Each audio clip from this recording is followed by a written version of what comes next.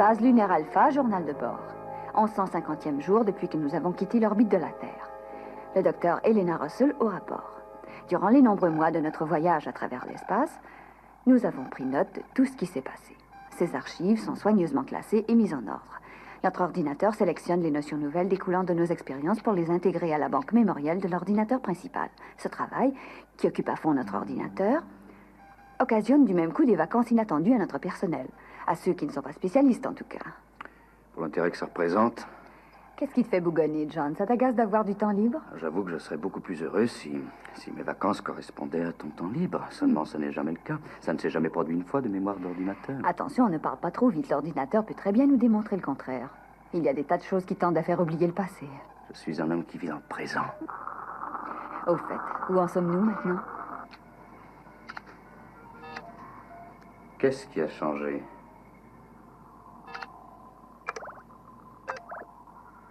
Ceci ne vient pas de la mémoire enregistrée. Non, c'est quelque chose qui est en train de se produire. John.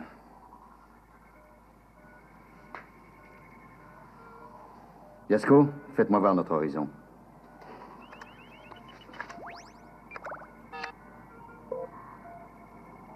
Nous changeons de trajectoire, on dirait. La Lune ne peut pas modifier sa trajectoire, voyons, c'est impossible. Maya, qu'est-ce qui provoque cette anomalie? Je n'ai aucun relevé, commandant. Yasko, trouvez quelque chose à nous faire voir sur l'écran.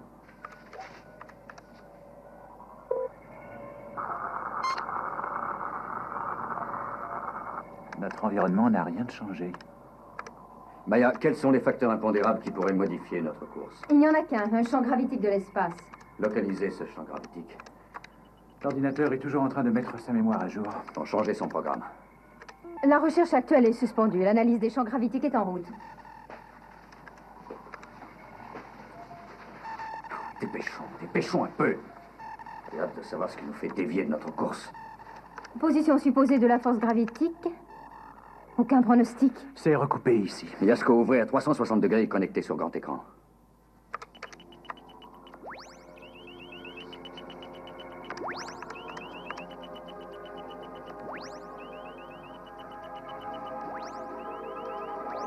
Il n'y a rien. Ça doit être un trou noir de l'espace. Nous nous dirigeons tout droit vers un trou noir de l'espace.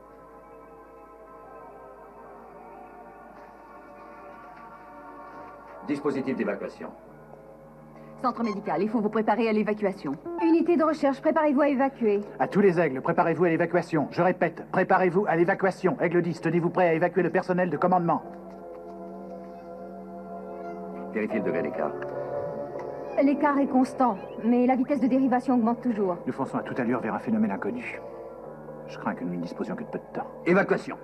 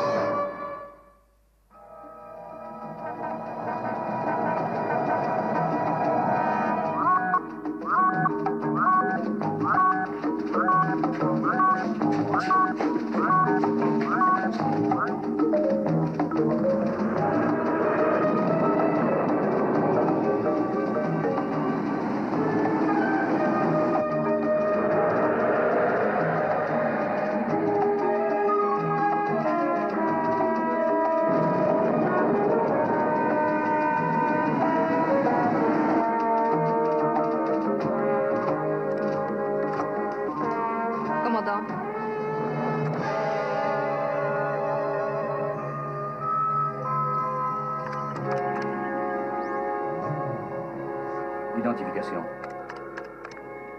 Je ne reçois qu'un estimé. Et pourquoi un estimé seulement? Pourquoi ces réticences de notre ordinateur? Je n'en sais rien, il semble fonctionner au ralenti. C'est cet objet qui fait dévier notre trajectoire? Non, commandant. J'ai calculé qu'il s'agit d'une petite planète dont la gravité est analogue à la nôtre. Montrez-moi cet objet de plus près. Et attendez un peu. Intercepté. Aigle numéro 1 et 2, interceptez l'objet spatial qui s'approche de la base lunaire Alpha. Vous prendrez les ordres du central.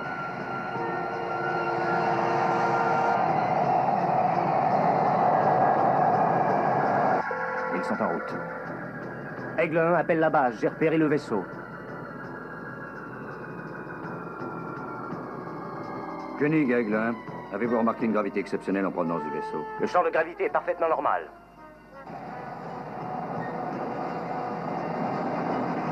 Aigle 1 à Aigle 2, déviation 10 degrés d'amplitude. Aigle 1 vous appelle, répondez. Aigle 1 vous appelle, vaisseau de l'espace, répondez. Nous n'avons pas d'intention hostile. Comment ça va, vieille branche? Quel plaisir d'entendre la voix d'un aigle de la planète Terre. Et répondez-moi, est-ce que par hasard, vous ne seriez pas un des rescapés de la fameuse base du clair de lune? Aigle 1, affirmatif, nous appartenons à la base lunaire. Identifiez-vous à votre tour. Avec plaisir. Salut les aigles, comment vont les affaires? Moi aussi, je viens de la planète Terre. J'appartenais à l'expédition sidérale qui a pris le départ en 1996. 3 vedettes rapides et un navire de base. Essayez donc de vérifier ça. Ça correspond. Mission sidérale de 1996, 3 vedettes et un destroyer sous les ordres du capitaine Michael. Qu'est-il advenu de l'expédition?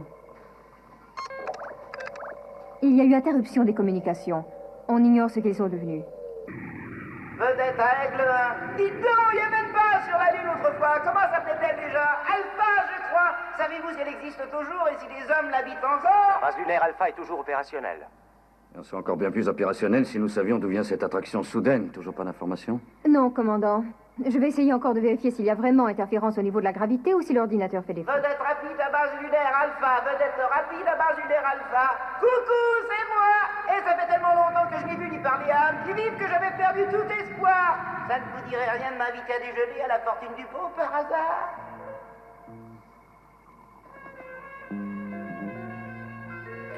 Base lunaire Alpha veut être rapide.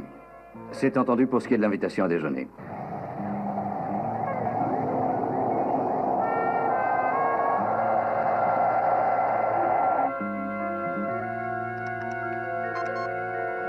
À tous les patrouilleurs. Cela s'applique aux missiles qui sont déjà prêts à opérer l'évacuation. Ayez à l'œil le transporteur spécial qui approche, une ancienne vedette rapide terrestre. Unité d'interception bien reçue. Ils se tiennent prêts.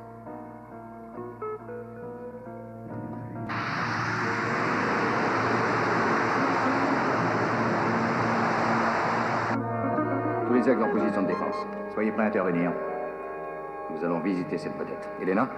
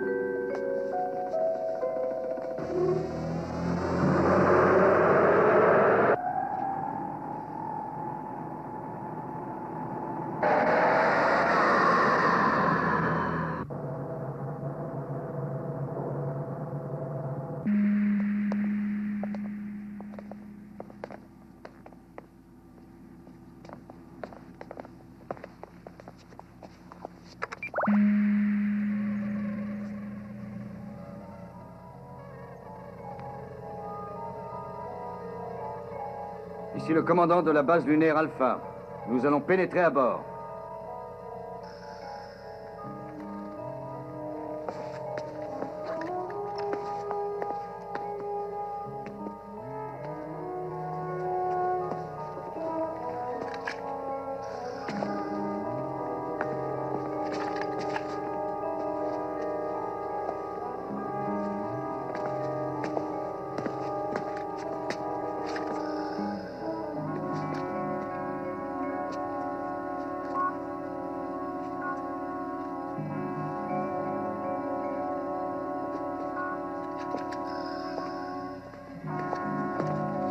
Il n'y a personne à bord, commandant. Quoi? Pas la moindre trace d'un être vivant.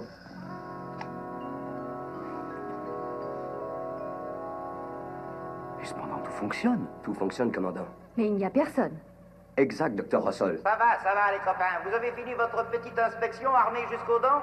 Il faut bien se faire une raison avec les visiteurs originaires de la Terre. À présent, j'espère que vous êtes satisfaits et qu'on va faire ami-ami tous ensemble. Qui êtes-vous? Un instant, j'arrive. Qui est votre commandant? Je suis ici. Quel est votre nom? Koenig. Et quel est votre nom à vous? Oh, chère madame, c'est là la question. Je n'ai pas de nom. Non, non, restez où vous êtes. Ne bougez surtout pas. J'arrive.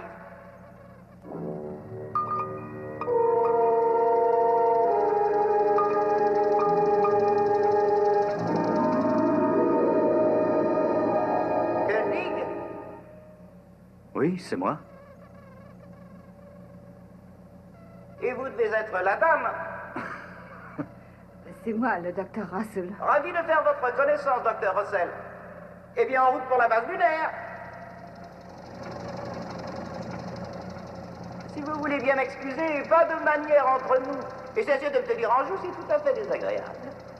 Oh, j'espère qu'il n'y a ni marche ni escalier à monter. Non. C'est que, voyez-vous, je suis sur roulette et j'ai de graves problèmes avec les irrégularités du sol. Ils n'ont pas pensé à ça quand ils m'ont fabriqué. Je vous demanderai de faire très attention à mon antenne. Je ferais mieux de vous dire tout de suite qui je suis. Oui, au fait, qui êtes-vous? Je suis tout ce qui reste de la mission de 1996. Les autres vedettes et notre vaisseau mère se posèrent sur une planète qu'on avait baptisée la planète D. Et brusquement, ils sont tous morts, jusqu'au dernier. Alors je me suis mis en orbite en attendant qu'une autre mission terrestre passe dans les environs. Mais vous, étiez-vous membre de l'équipage original? Moi, je suis qu'une tête qui voit et qui parle, un cerveau. Le restant de ma personne, c'est tout simplement le vieil ordinateur du vaisseau. Mon antenne me permet d'aller et venir tout en restant en contact avec mon corps. Si toutefois je peux m'exprimer ainsi. Aïe! Ne marchez pas sur mon antenne! Ça me donne la chair de poule. Sans parler de migraine carabinée. Désolé.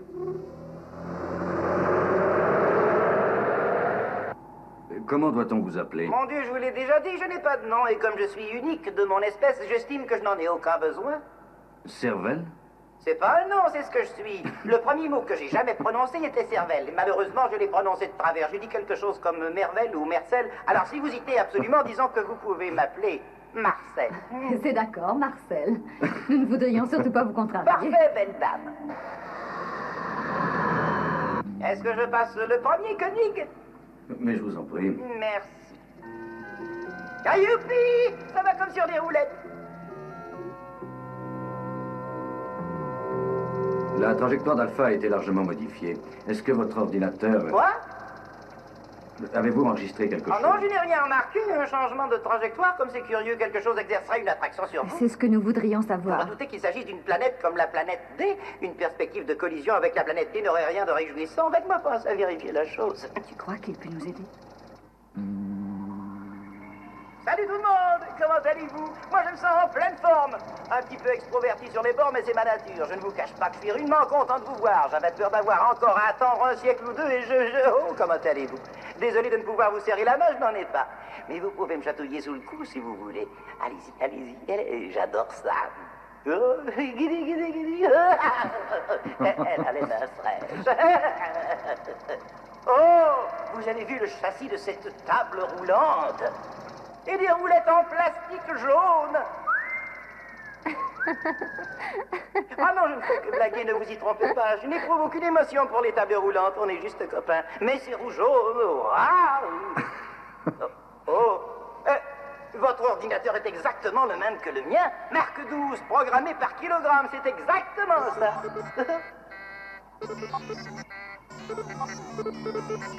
Vous savez que lui et moi sommes tout à fait compatibles?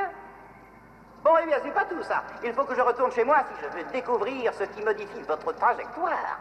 Mais vous aviez parlé de déjeuner avec nous, non? On ne m'a pas intégré de système digestif. 1 ou 2 kilowatts feront mon affaire. Oh, docteur, aimeriez-vous une visite guidée et commentée de mon très humble domicile?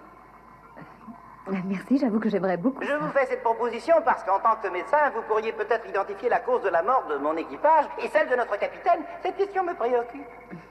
J'espère que je vous aiderai à trouver la réponse. Parfait! Alors en route!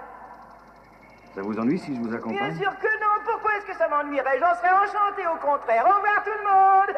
C'est par là, hein? Oh, tout droit, pardon. Ces portes sont tellement étroites. Eh bien, qu'est-ce que vous dites de ça? Je ne sais trop quoi penser. Comment ça? C'est un ordinateur qui se programme lui-même et qui est entièrement indépendant. Mais il a l'air d'être en vie. Ça, c'est une question à débattre. Il ne respire pas, il ne peut pas se reproduire. Tout dépend de ce que vous appelez être en vie. Là, je ne sais pas quoi vous répondre. Mais sa visite nous a remonté le moral à tous. Tony, j'éprouve comme un mauvais pressentiment au sujet de cette machine. Un mauvais pressentiment? Qu'est-ce qui vous prend, Maya? Vous n'avez pas le droit de dire ça, cette machine travaille pour nous. Nous ne savons même plus où nous allons. Mais je sais ce qui vous agace. Vous-même, vous fonctionnez comme un ordinateur et vous êtes jalouse d'un modèle aussi perfectionné. Je ne suis tout de même pas convaincue. Qu'est-ce qui se passe à bord de cette vedette? Tony, j'aimerais qu'on s'en assure. D'accord.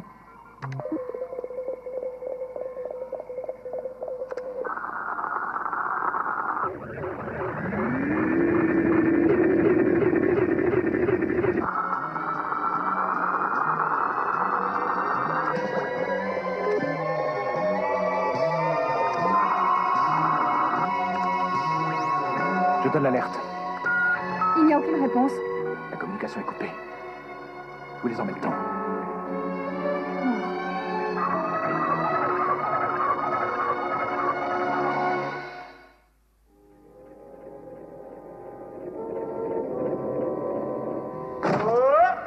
Où nous emmenez-vous? J'ai l'impression que nous avons décollé. Surtout pas l'affolement. Ça pourrait compliquer les choses. Laissez-moi me charger de reprendre le contrôle du vaisseau. De qui vous moquez-vous? John, ce n'est qu'une machine. Qu'est-ce que tout ça veut dire? Taisez-vous! Oh là! Attention! Il faut que je m'isole durant quelques instants. Tout va bien? Naturellement que tout va bien. Qu'est-ce que vous croyez? Ce n'était pas à vous que je posais la question. Où allez-vous? Je vais rejoindre mon unité de pilotage.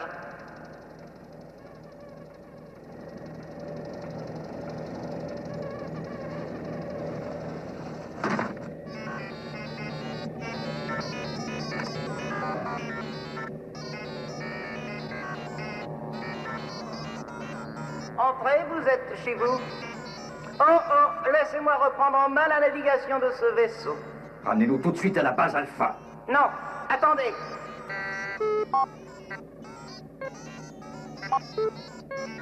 Voici le lieu de notre destination. La planète D. Vous l'avez dit, chère madame. Hé, Koenig, j'ai le contrôle absolu des commandes de pilotage.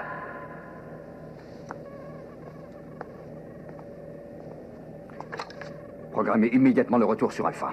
Si vous utilisez cette arme et que vous me tuiez, les cloisons étanches s'ouvriront immédiatement et vous serez, ainsi que cette charmante jeune femme, aspirée dans l'espace, au moindre geste en direction des combinaisons spatiales, et je laisse filer tout l'air de la cabine. Asseyez-vous tous les deux. J'ai dit asseyez-vous, ou je vous balance dans le vide. De toute façon, moi, je n'ai pas besoin d'air. Laissez-moi communiquer avec Alpha. Pourquoi pas? Posez donc votre arme sur la console. Pourquoi nous emmenez-vous sur la planète D? Posez d'abord votre arme, et je vais vous le dire. Je n'ai pas du tout l'intention de vous nuire en quoi que ce soit. Je n'ai aucune confiance en vous. Ça, je n'y peux rien. Posez tout de même votre arme. Vous savez que je ne peux pas vous éjecter l'un sans l'autre. Si je vous balance dans l'espace, elle vous suivra. 1, 2.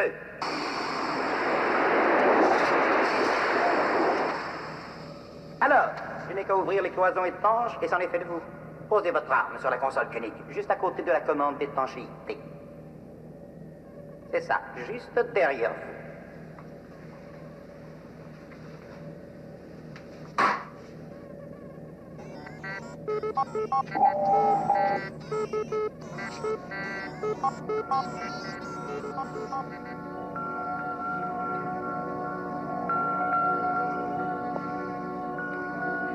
Rendez-nous la liaison avec Alpha. Je souhaiterais exaucer vos désirs avec le sourire, belle dame, mais ça m'est impossible. Je vais dire impossible de sourire, bien que mon visage soit des plus attrayants. Madame est servie sur grand écran.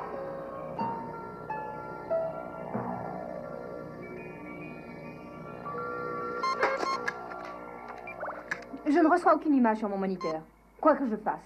Essayez la ligne directe avec le centre médical. Toujours rien, mis à part la même courbe sinusoïdale. Essayez la banque de mémoire à présent. Quelle est la date d'aujourd'hui? C'est toujours pareil. Quel est le diamètre exact de la Lune? Aucune réponse? Aucune.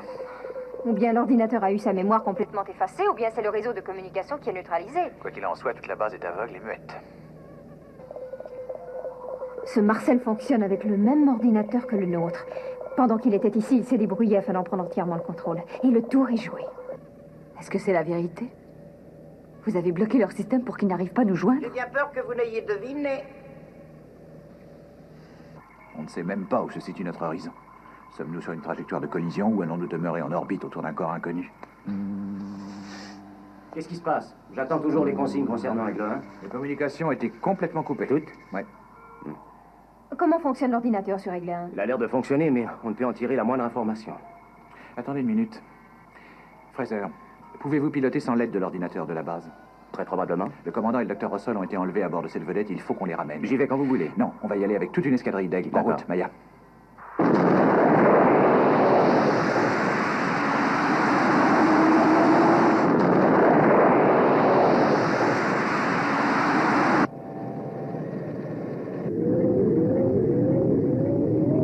C'est un équipage dévoué, Koenig. Vous savez comment s'appelle cette qualité dont ils font preuve?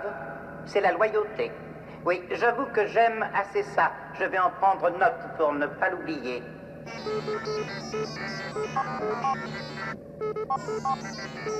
Cramponnez-vous, les enfants, nous allons ralentir. Faites attention pendant que je m'occupe de rendre ces aigles sourds et muets. Non! Je n'ai pas le choix, ma chère dame. Si je les laisse faire, ils vont me brutaliser, et dans ce cas, je risque de vous brutaliser aussi, vous et Koenig.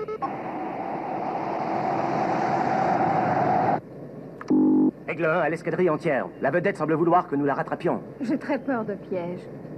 Formation d'encerclement.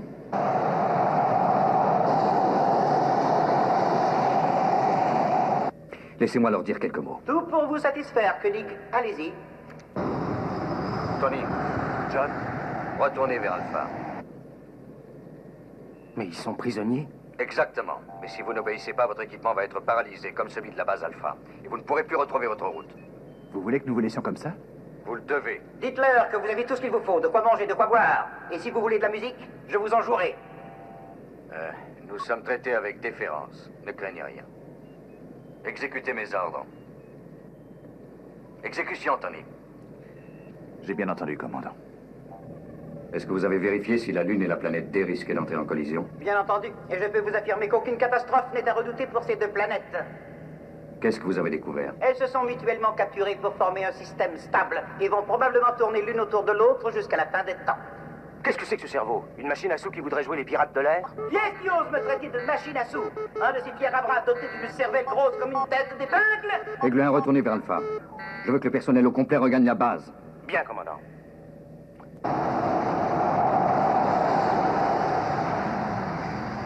La qualité que j'admire le plus en vous, Koenig, c'est l'autorité. C'est très impressionnant. Je suis en train d'en prendre note.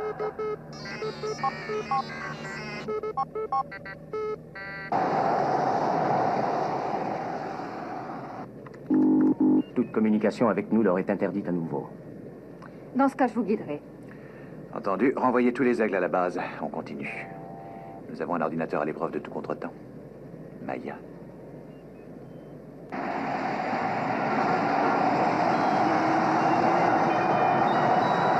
Où cette vedette se dirige-t-elle?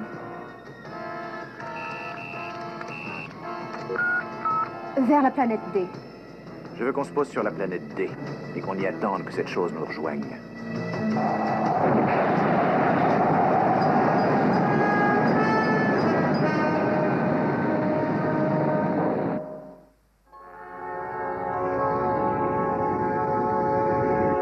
À quoi cette planète ressemble-t-elle? Elle ressemble à la Lune. Est-ce qu'il y a de l'air? Oui, mais il y flotte aussi une sorte de brume à laquelle on ne réchappe pas. Oh, je vous en prie, tous les deux, ne faites pas cette tête. Je vous ai emmenés ensemble à mon bord. Vous ne pouvez rêver de conditions plus idéales. N'êtes-vous pas follement épris l'un de l'autre?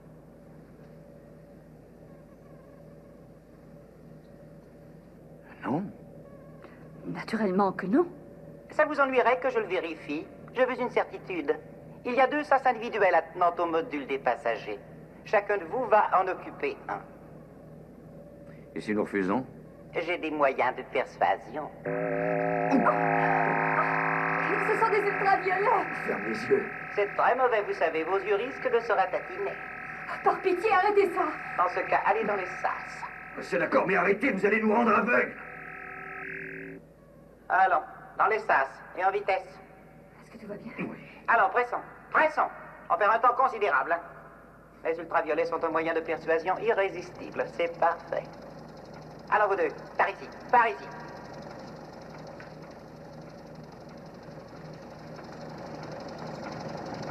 Là-dedans? Oui. Très bien, voilà, très très bien. Ne vous en faites pas. Et quant à vous, chère madame, vous allez occuper l'autre. Parfait, vous êtes charmante et vous verrez que tout ira bien. Mais je veux savoir à quoi m'en tenir à votre sujet. Il faut absolument que je sache. Koenig, est-ce que vous aimez cette femme? Pas du tout, non. Docteur Elena Russell, est-ce que vous aimez cet homme? Non, non, je n'aime pas. Ouais.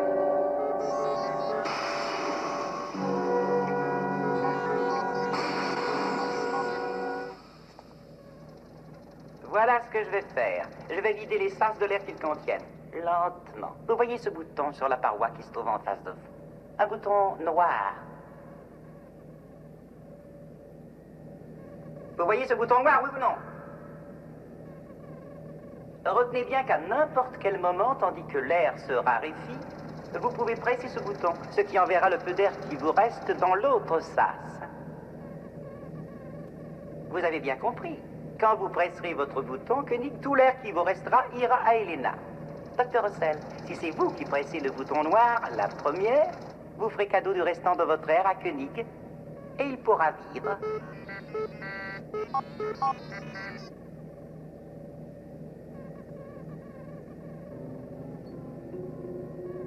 J'aime autant que vous sachiez tout de suite qu'il vous est impossible de communiquer d'une cabine à l'autre. Vous êtes prêts? Vous avez bien compris. On y va.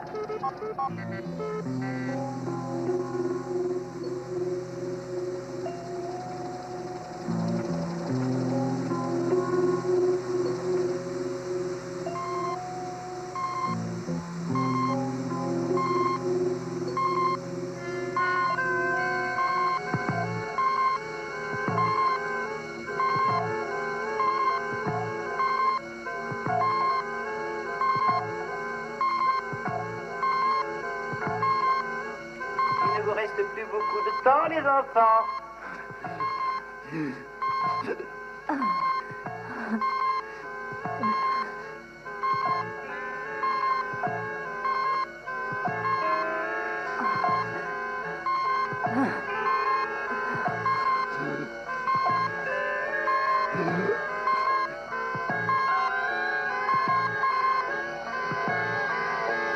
Youpi! Tous les deux ensemble. Dans ces conditions, tout votre air vous sera rendu. Oh! Oh, que vous aimez! Voyez-vous, dans ces conditions, retenir l'un de vous deux en otage me confère le contrôle illimité de l'autre. Ça, c'est une précieuse découverte.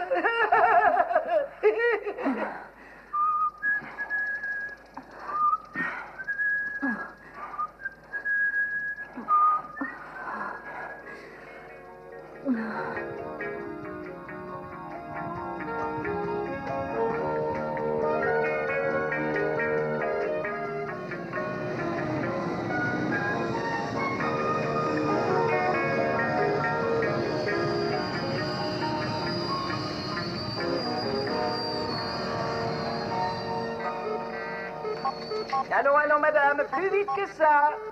J'essaie de faire aussi vite que je Je peux. n'en crois pas un mot. Vous cherchez à gagner du temps. Pourquoi faut-il que j'aille sur cette planète? Pourquoi n'y allez-vous pas vous-même? Parce que le sol est trop irrégulier. Je suis sur vous, ne l'oubliez pas. Qu'est-ce que vous cherchez? C'est très simple, Koenig. Nous nous sommes posés à environ 150 mètres de mon vieux destroyer. Je veux que vous montiez à bord de ce que fut notre navire de base, que vous récupériez la réserve de carburant et que vous reveniez l'ajouter à mon stock actuel. Du carburant? Vous avez suffisamment de réserves nucléaires. Suffisamment? C'est pour des milliers d'années. Qu'est-ce qu'un millier d'années pour moi? Sur le vaisseau mère, il y a de quoi m'alimenter en carburant durant des millions d'années. Vous ne comprenez pas que j'ai l'intention de durer éternellement? Bon, tout est pour le mieux, et je veillerai sur la belle dame pendant votre absence. Je connais vos sentiments pour elle, n'essayez pas de tricher. Vous risqueriez d'avoir une mauvaise surprise à votre retour. Ça suffit comme ça, arrêtez cette lumière!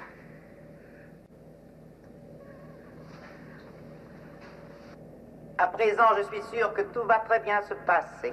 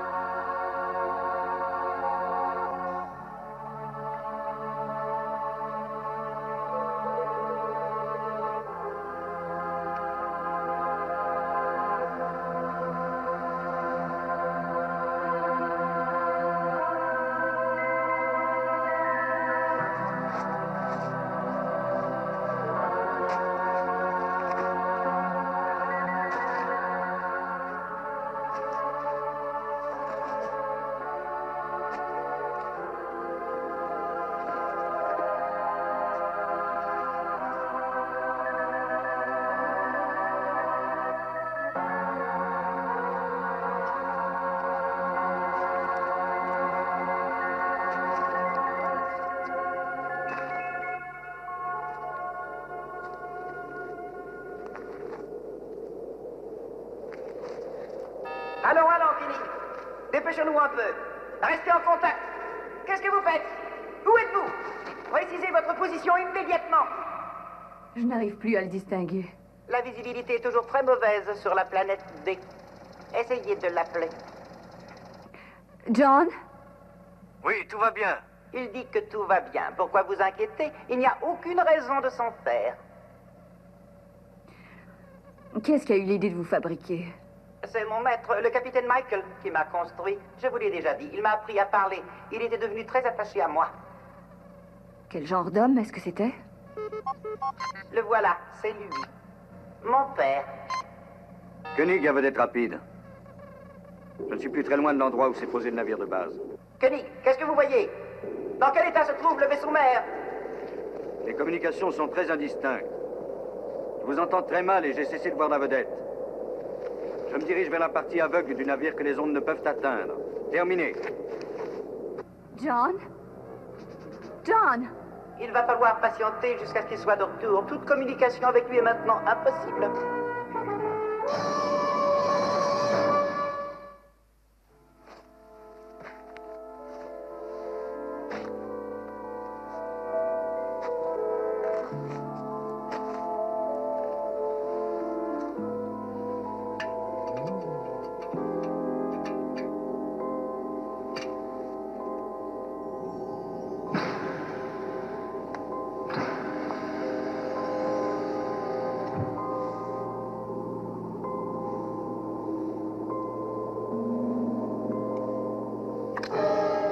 John, Tony, Maya. Ça fait plaisir de vous revoir. On est arrivé un peu avant vous et nous vous attendions. Vous avez vu le spectacle? Oui, on a vu ça. C'est manifestement l'équipage. J'ai analysé l'atmosphère ambiante, elle est toxique au dernier degré. Ils sont sortis sans leur scaphandre. Ils avaient dû perdre la tête. Le capitaine Michael, commandant de la mission sidérale. Vous m'autorisez à examiner la console, commandant. Permission accordée. Mais faites vite, hein. Il faut qu'on aille retrouver Elena.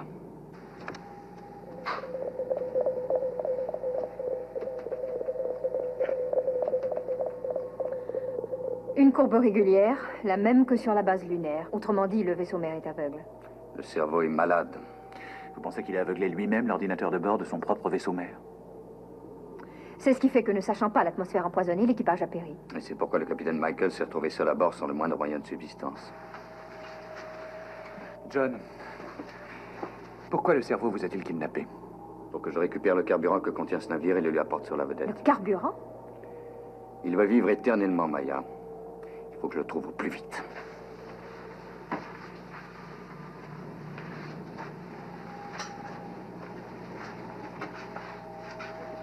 J'y pense tout à coup.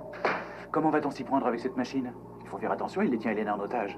Et qui plus est, il contrôle le seul ordinateur en état de marche dans cette partie de l'univers. Ah, justement, qu'est-ce qu'on va faire? Simplement détruire sa personnalité. Comment ça, détruire sa personnalité? En établissant une situation de conflit qu'il ne puisse contrôler. Il a tué celui qui l'a mis au monde. Nous allons essayer de travailler là-dessus. J'ai regardé avec soin le capitaine Michael. C'est parfait, Maya. Tiens, qu'est-ce que c'est que ça? Vous avez vu ça?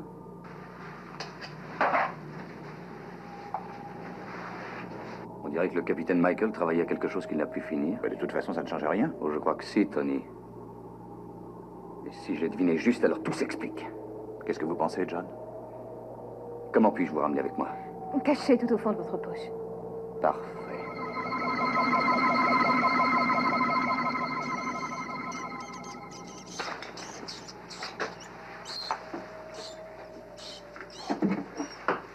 Ne craignez rien, Maya. Vous y allez? Dès qu'on a trouvé le carburant qu'on cherche. Ce Koenig ne se presse vraiment pas.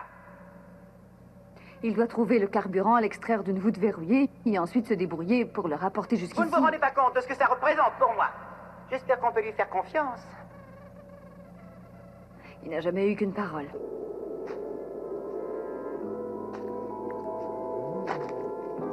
Le voilà. John! Avez-vous réussi?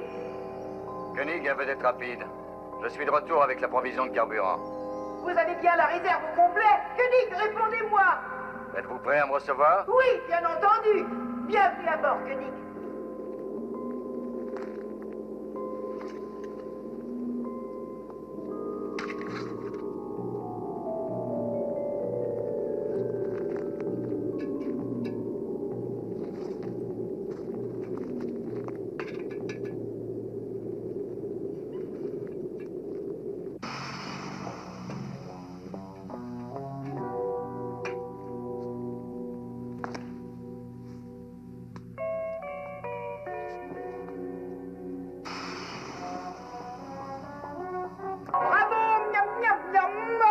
Koenig, ne perdons pas de temps. Venez, venez, venez. Décompresser comme il faut. Mais il est en pleine forme. Dépêchons-nous, Koenig. Par ici, faites vite. Oh, vous l'avez trouvé. C'est magnifique. C'est le plus beau jour de ma vie. Il ne t'est rien arrivé, tout s'est bien passé. Très bien. Avez-vous bientôt fini d'en prendre à votre aise? Et moi, alors? Et le carburant? Laissez-moi au moins enlever ma combinaison spatiale. Non, plus tard, je suis pressé. J'ai hâte d'en finir. Docteur Russell, ouvrez cet évent sur le côté numéro 4. Auparavant, Comment? je tiens à ce que vous sachiez que j'ai vu les cadavres de vos collègues éparpillés le long du chemin. Pas un seul n'a réchappé. Ils sont donc tous morts? Ainsi que le capitaine Michael, toujours devant ses commandes. Mort, lui aussi. Mon père? Oh! Allons, dépêchez-vous d'en finir avec cette question de carburant. Faites vite. Docteur Russell, voudriez-vous ouvrir le compartiment? Un instant. Quelle extrémité doit-on engager la première? Quoi? Qu'est-ce que c'est encore que cette histoire? Rien si ça n'a pas d'importance pour vous. De toute façon, ces contenants sont symétriques. Vous vous attardez à des enfantillages, Koenig. Parce que je ne suis pas le maître. Exact. Tâchez de vous en souvenir. Voilà, c'est ça. Attention, allez-y doucement. surpris! Oh, c'est extraordinaire, quelle sensation! Jamais je ne me suis senti comme ça! Oh, c'est fantastique! Je suis si heureux que j'ai envie de danser! Oui, de danser! De danser! Oh, mais vous êtes deux anges venus du ciel! Oh, c'est merveilleux de se sentir libre à ce point-là! J'en pleurais, mais je n'ai pas été programmé pour les larmes! Pour la première fois de ma vie, je me sens libre! Libre d'affronter l'univers, libre pour l'éternité! Tenez-vous prêts au décollage!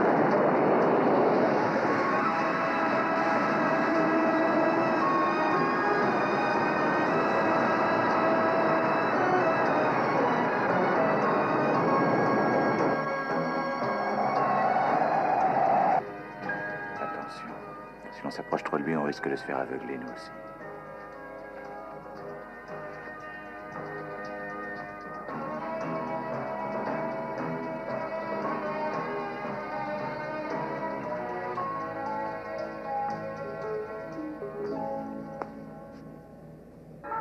Qu'est-ce que c'est que ça? Une simple souris. Débarrassez-moi! Elle est en train de ranger mon antenne. D'où vient-elle? De la planète D. Il n'y a pas de souris sur la planète D. Il y en a maintenant. J'ai un message à vous communiquer. Quel message? Un message délivré par le capitaine Michael. Quoi? Mais il est mort. Quel message? Quel message? Koenig? Vengeance.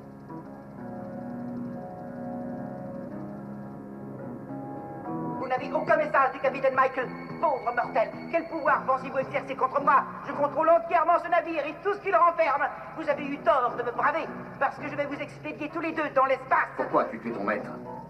Je n'ai pas tué le capitaine. Il était assis devant son tableau de commande, mort. Et c'est toi qui l'as tué. Je ne l'ai pas tué. Je ne sais même pas comment il est mort.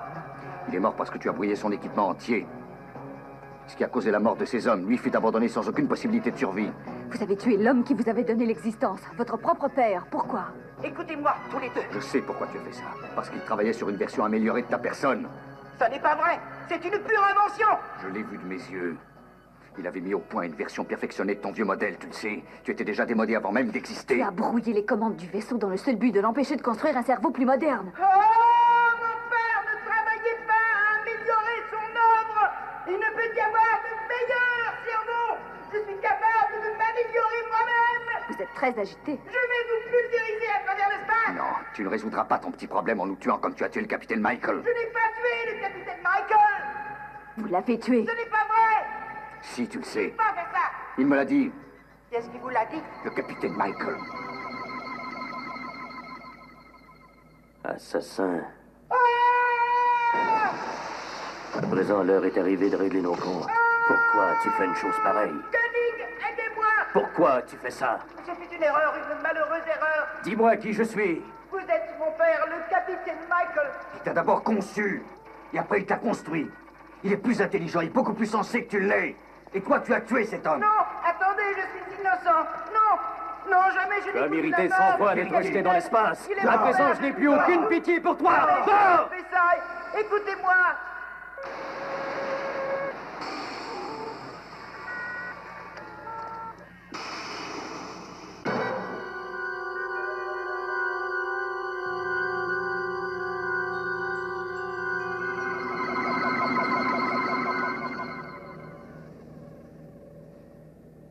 Essayons de contacter Tony.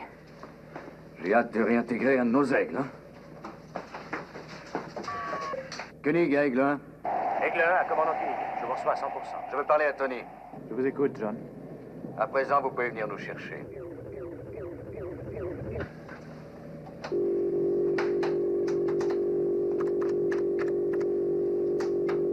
Prêt pour l'accostage.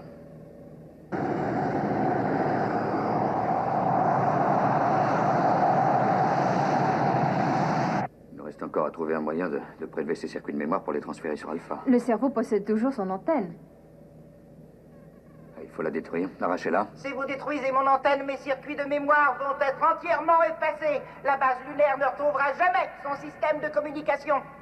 Est-ce que c'est la vérité ou un nouveau chantage? De toute façon, si vous ne me laissez pas rentrer, je les effacerai, mes circuits de mémoire. C'est un risque à courir. Coupez son antenne. Non, ne coupez pas mon antenne. Je vous en supplie, ne coupez pas mon antenne! Je t'offre un marché. Nous te laissons la vie sauve contre tes circuits de mémoire intacts au grand complet. Tu as compris? Oui! Prenez ma mémoire! Prenez tout ce que j'ai! Je souhaitais qu'une chose, vivre et avoir des amis! C'est si affreux la solitude! Prenez ma mémoire! Prenez tout ce que vous voulez!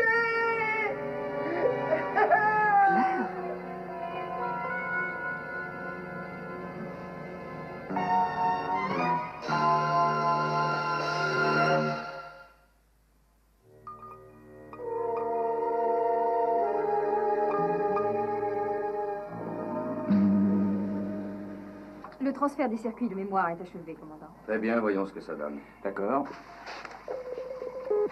Il est à nouveau en opération.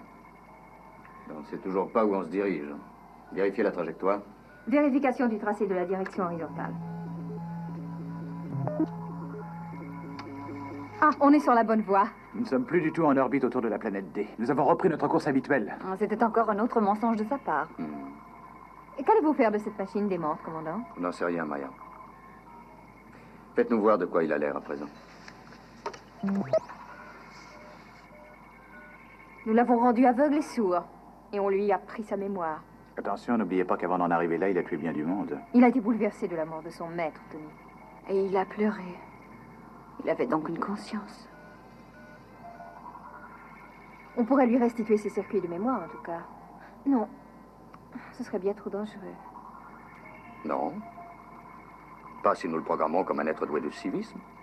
Et qu'on lui enseigne les 10 commandements. Oui, et qu'on lui ordonne également de se détruire lui-même si jamais il lui venait d'autres idées malsaines.